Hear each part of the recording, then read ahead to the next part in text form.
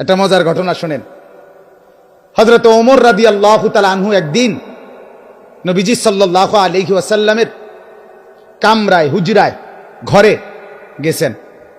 আমি নিজে আরবি কিতাবে পড়ছি, আজ-জুহাদু মিআতুন, এই কিতাবে গিয়ে দেখে আল্লাহ নবী সাল্লাল্লাহু আলাইহি ওয়াসাল্লাম চাটাইয়ের মধ্যে শোয়া, শুধু চাটাইয়ের উপরে, এই চাটাই, মাথার নিচে একটা খেজুরের ছাল দিয়ে বানানো ছোট্ট বালিশ। হযরত ওমর দেখলেন মাথার উপরে একটা চামড়া ঝুলানো নামাজের জন্য, পায়ের নিচে কিছু ছাতু, যেগুলো পানি দিয়ে গুল্লা খায়, আগের দিনে খাইতো খুব, এই ছাতু অল্প কিছু, এই চারটে আইটেম, একটি চাটাই, একটা খেজুরের ছালের বালিশ, আর একটি চামড়া, আর কিছু ছাতু, পানি দিয়ে গুল্লা খাওয়ার। নবীজি সাল্লাল্লাহু আলাইহি সাল্লাম হযরত ওমর দেখলেন ওয়াকাদ আসারা ফি জামবিহি, নবীজির পুরা দেহের মধ্যে দাগ দাগ, চাটাইয়ের দাগ দাগ পড়ে গেছে। যেহেতু আল্লাহ নবী সাল্লাল্লাহু আলাইহি ওয়াসাল্লাম কায়নাতের সর্বশ্রেষ্ঠ সুন্দর ছিলেন, কাজে দাগ তো পড়বেই। এই পবিত্র সুন্দর চেহারায়, শরীরে দাগ পড়ে গেছে চাটাইয়ের। হাদিসে আছে হযরত ওমর রাদিয়াল্লাহু তাআলা আনহু সাথে সাথে কাঁদতে শুরু করলেন। আল্লাহ নবী সাল্লাল্লাহু আলাইহি ওয়াসাল্লাম বললেন, মা ইয়াবকিকা ইয়া ওমর, ওমর তোমাকে কে কাঁদালো, কাঁদতেছো কেন? হযরত ওমর রাদিয়াল্লাহু তাআলা আনহু বললেন, লিমা লা আবকি ইয়া রাসূলুল্লাহ, ও আল্লাহর নবী, আমি কেন কাঁদবো না বলেন? আমি কাঁদবো না কেন? আপনার এই হালাত, একটা চাটাই, একটা বিছানা নাই, একটা খেজুরের ছালের বালিশ, একটা চামড়া, আর একটু ছাতু, এই আনতা সাফওয়াতুর রাসূল, আপনি তো সমস্ত রাসূলের নির্যাস, আপনি মুসাদ্দিকুল আম্বিয়া, নবিয়ুল আম্বিয়া, নবিয়ে দু জাহাঁ, নবিয়ে দু শাহা, নবিয়ে দু আলম, ফখরে মওজুদাত, আপনি তো কায়নাতের সরদার। আপনার জন্য ভালোবেসেই তো আল্লাহ তাআলা গোটা কায়নাত সাজিয়েছেন। এত এত এত এত এত এত মর্যাদা যার, সেই আপনার এই হালাত। ওয়াল কাইসার ওয়াল কিসরা ইয়ালবাসুন আল হারির ওয়াদ দিবাজ, ওমর বললেন, অথচ রোমের বাদশাহ, পারস্যের বাদশাহ, তারা রেশমি কাপড়, রেশমি পোশাক, রেশমের বিছানার মধ্যে তারা শোয়, ঘুমায়, খায়, ব্যবহার করে। আর আপনার এই হালাত, আমি এটা দেখে কেমনে মেনে নেই? আমার চোখ এজন্য বাধা মানছে না, আমি কাঁদতেছি। হাদিসের মধ্যে আছে আল্লাহ নবী সাল্লাল্লাহু আলাইহি ওয়াসাল্লাম মুচকি হাসি দিয়ে আল্লাহ নবী বললেন, ওমর,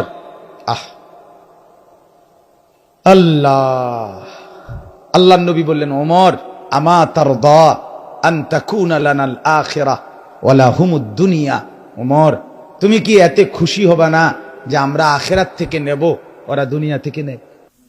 আমরা আখিরাত থেকে নেব ওমর, ওরা দুনিয়া থেকে নেয়। হযরত ওমর চোখ মুছে বললেন, ইয়া রাসূলুল্লাহ, আল্লাহর কসম, আমি এতেই রাজি, আমি আখিরাত থেকেই নেব। এজন্য আমরাও বলি আলহামদুলিল্লাহ, ৬,০০০ টাকা মসজিদের ইমাম, ৮,০০০ টাকা বেতন, মুয়াজ্জিনের বেতন ৪,০০০ টাকা, আমাদের এই মাদ্রাসাগুলোর উস্তাদদের বেতন ৮,০০০, ১০,০০০, ৬,০০০, ৭,০০০ টাকা। খোদার ৩০ দিন আল্লাহর দেওয়া হালাল ভাবে স্ত্রী সন্তান নিয়ে চালাচ্ছে, আল্লাহর উপরে তাওয়াক্কুল করে, আর এই আশায় মাওলা আখিরাত থেকে নেব, জান্নাত থেকে নেব। আমরাও আলহামদুলিল্লাহ একথা যেন বলে যে মাওলা সুদখোরেরা দুনিয়া নেক, ঘুষখোরেরা দুনিয়া নিয়ে যাক, বাটপাড়ার চিটার, অবৈধ উপার্জনকারী, চোর ডাকাতার ছিনতাইকারী, অবৈধ সম্পদ লুণ্ঠনকারী নাফরমানগুলো, এগুলো দুনিয়া নেক, আমরা আখিরাত থেকে নেব ইনশাআল্লাহ, আখিরাত থেকে নেব। আরে বাপ, আমি পরিষ্কার বলি, আমরা মাদ্রাসায় পড়ছি, আমরা বোকা না, আমরা বেকুব না। অর্থ উপার্জন করার জন্য নেশা, এটা আমরাও বুঝি। তুমি বাবা, আপনারা যদি পাঙ্গাস, তেলাপিয়া, ভাত মাছ খাইয়া বড় হন, তো আমি ছোট্টবেলার থেকে মুড়ি খাইয়া বড় হয়েছি না? কথা বলেন না কেন? আমি কি সিরা চাবাইয়া বড় হয়েছি? তাই বুঝলাম না কেন? আরে বুঝবো না কেন? বলেন না কেন? আমি তো কুমিল্লা ভিক্টোরিয়া কলেজ থেকে মাস্টার্স পাস করছি, আমি তো সরকারি মাদ্রাসা থেকে আলিয়া মাদ্রাসা থেকে কামেল পাস করছি, আমি তো কওমি মাদ্রাসা থেকে দাওরা পাস করছি। 1998 ইংরেজিতে সারা বাংলাদেশে সায়েন্স বিভাগ থেকে দাখিলে এসএসসিতে সম্মিলিত মেধা তালিকায় ফার্স্ট হয়েছি, আলহামদুলিল্লাহ। 1 নাম্বার ফার্স্ট স্ট্যান্ড করেছি, আলহামদুলিল্লাহ। বুঝবো না কেন? বুঝবো না কেন? আর এগুলো লাগেও না, সার্টিফিকেটও লাগে না। সার্টিফিকেট সিটারি করতে সার্টিফিকেট লাগে না, বাটপারি করতে ঢাকা ইউনিভার্সিটির সার্টিফিকেট লাগে না, সিটারি করতে ফ্যান ফিন্দন লাগে না, আরেক সিটারের লগে কয়দিন থাকলেই হয়। কথা বলেন না কেন? 3টা কমলা ফসা দিয়া ডজন বেচ্চা লাউন, এটা শিখুনে লাগে বুঝি ভিক্টোরিয়া কলেজ যাওয়া লাগবে, এটা ওই সিটারের লগে থাকলেই তো হইল। কথা বলেন না কেন? এটা রাগ হইন, এটা শুধু কইলামারি কমলার রূপে চোট গেছে এটা না, না না। এবার শুধু কমলাওয়ালা যদি ভাই আমার লগে কি উদ্দেশ্য, কমলা লইয়া না, বুঝাইতে চাইলাম যারা সমাজে দুর্নীতি করে, যারা বাটপারি করে, চিটারি করে, তো তাদের এটা বুঝার জন্য তো ডিগ্রি লাগবে না, ওই সিটারের লগে চললেই তো হইল। কিন্তু সমস্যা কোথায়? আমরা বুঝি না। না, আমরাও বুঝি, আমরাও দুনিয়া বুঝি বাপ, কিন্তু এর চাইতে আরেকটা বুঝা আটকাইয়া গেছি। আমাদের আখেরাত আছে, পরকাল আছে, আল্লাহর মুখোমুখি হইতে হবে, আল্লাহর সামনাসামনি হইতে হবে, মালিকের কাছে হিসাব দিতে হবে, জান্নাত কিংবা জাহান্নাম বুঝে নিতে হবে।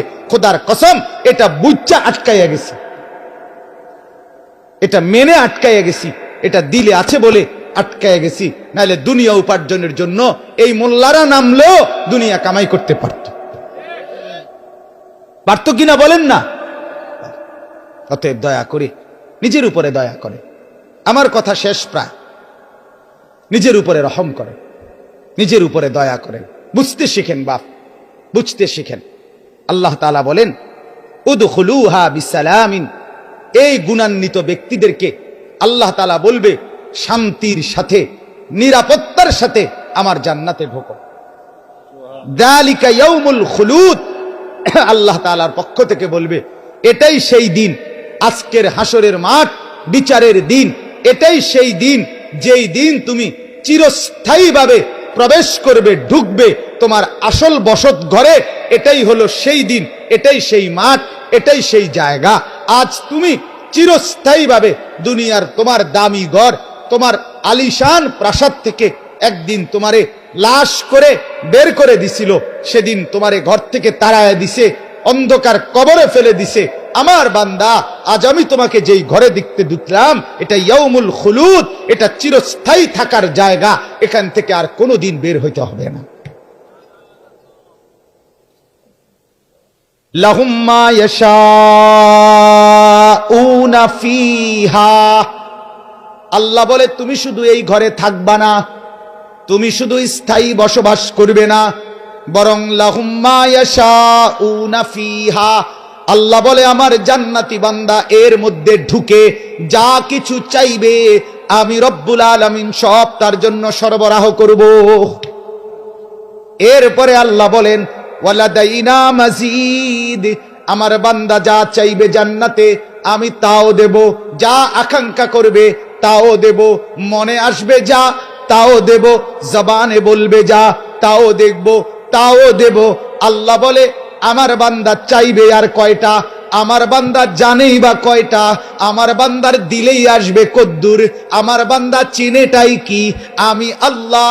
ওয়ালাদাইনা মাজিদ, আমার জান্নাতি বান্দা যা চাইবে, যা ভাববে, যা কল্পনা করবে, যা বলবে, আমি আল্লাহর কাছে তার চাইতে কোটি কোটি গুণ বেশি নিয়ামত আছে, সেগুলো দেব।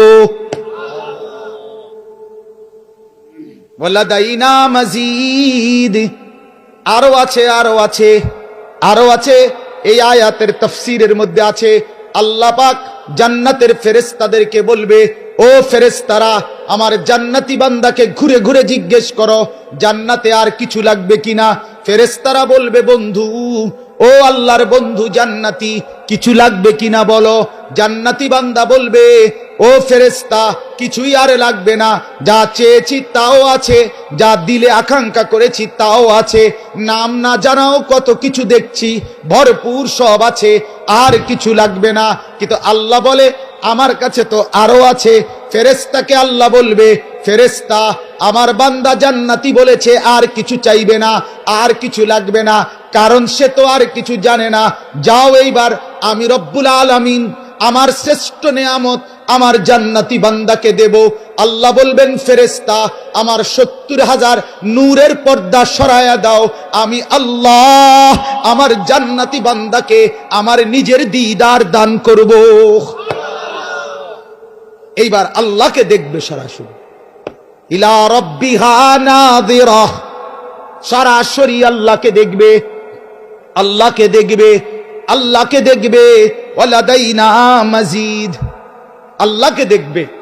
হাদিসের মধ্যে আছে জান্নাতি বান্দা যখন আল্লাহকে দেখবে তো এক টানা 70,000 বছর শুধু তাকাইয়েই থাকবে, দেখেও স্বাদ মেটে না, এরকম হালাত। তো ব্যাখ্যার মধ্যে আছে, আহা, জান্নাতের হুরেরা, 70,000 হুর জান্নাতের, যেই বেটার ওই হুরেরা তারা পিছন থেকে টানাটানি করবে, আও আল্লাহর বান্দা কদর গোরেন না, আপনি তো জান্নাত পেয়ে আরে আল্লাহকে দেখে জান্নাতও ভুলে গেলেন, জান্নাতের নাজও নেয়ামতও ভুলে গেলেন, আমাদেরকেও ভুলে গেলেন।